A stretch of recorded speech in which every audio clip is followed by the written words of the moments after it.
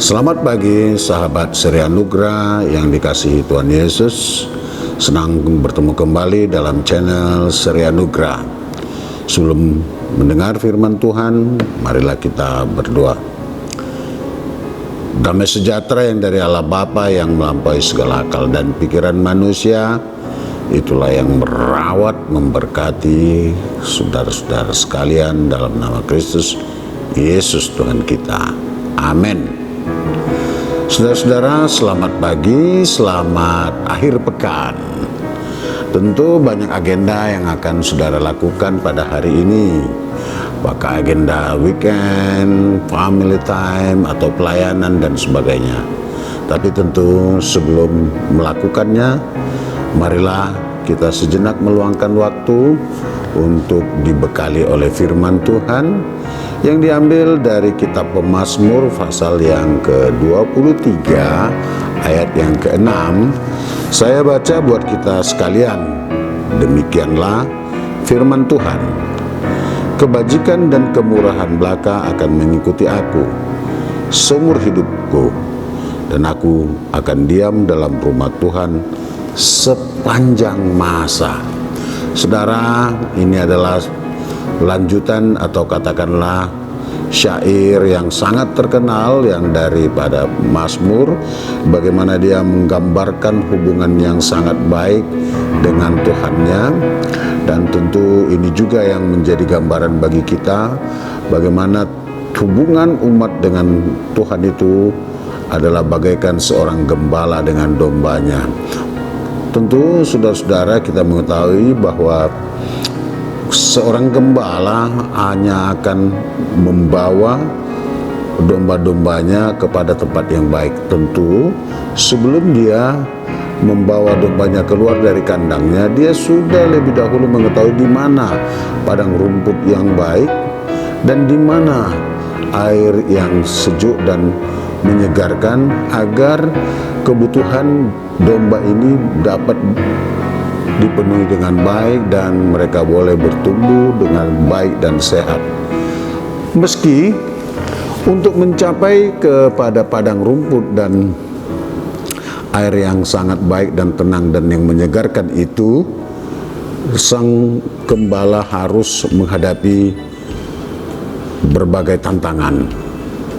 Maka di depan dia akan menjadi penuntun, di tengah dia akan menjadi sebagai seorang yang motivator, dan dari belakang dia mendorong dengan penuh semangat. Itulah seorang gembala. Maka kalau ada gembala yang mengeksploitasi domba-dombanya, maka dia hanyalah seorang pencuri, seorang yang tidak bertanggung jawab dalam penggembalaannya. Dalam dunia penggembalaan ada banyak yang harus dihadapi.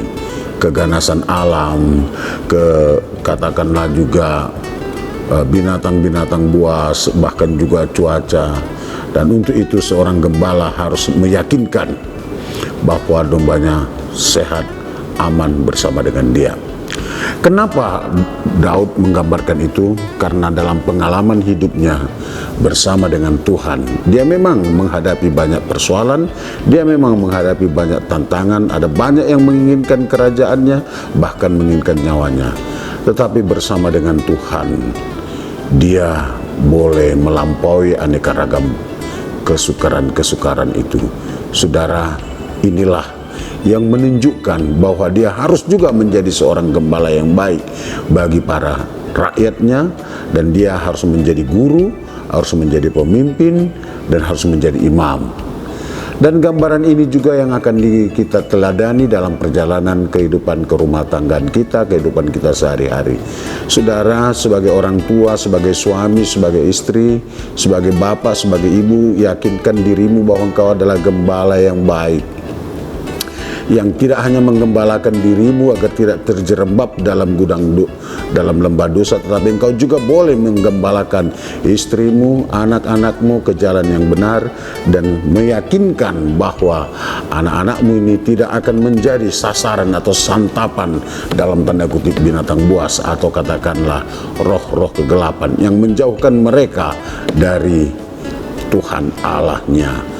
Jangankan orang tuanya, bahkan Tuhan pun imannya pun akan dia jual, akan dia tinggalkan apabila kita tidak dapat menjadi imam yang baik, guru yang baik, pemimpin yang baik terhadap mereka.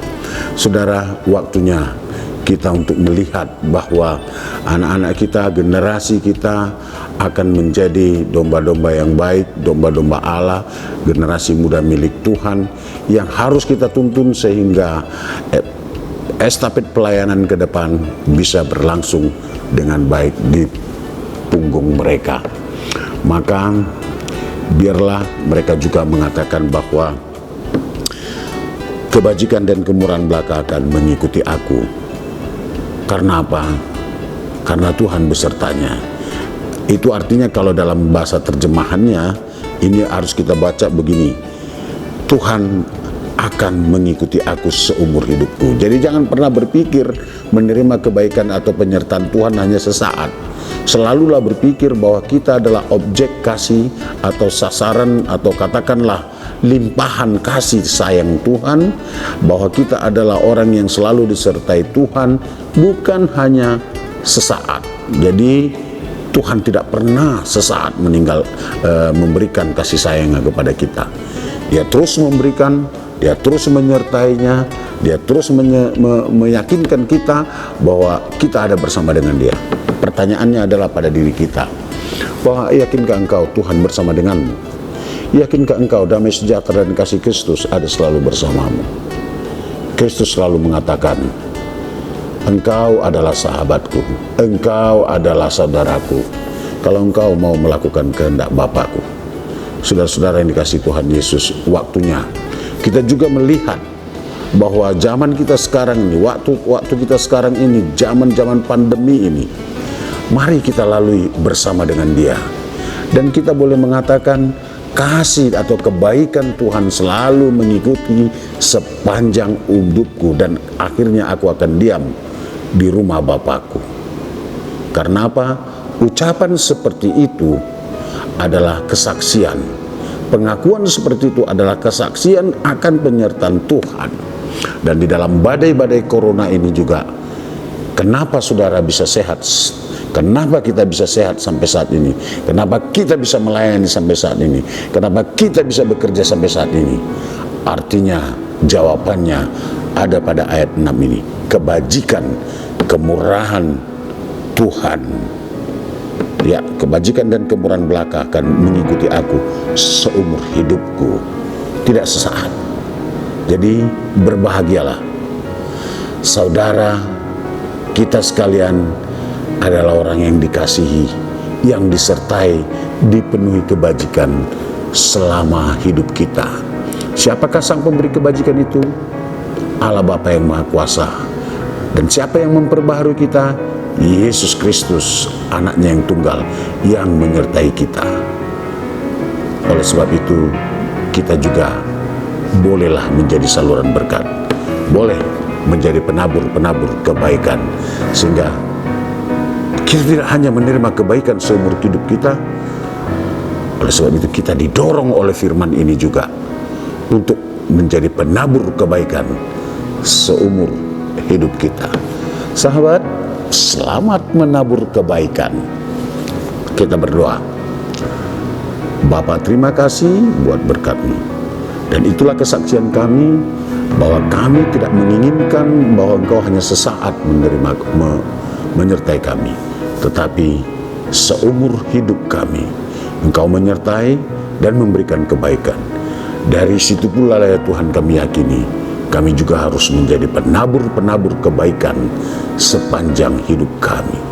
Terima kasih Bapa, mampukan dan kuatkan kami untuk melakukannya, sehingga kami boleh akhirnya tiba di rumah-Mu dalam damai sejahtera, di paradise, tempat yang Engkau sediakan untuk kami. Amin.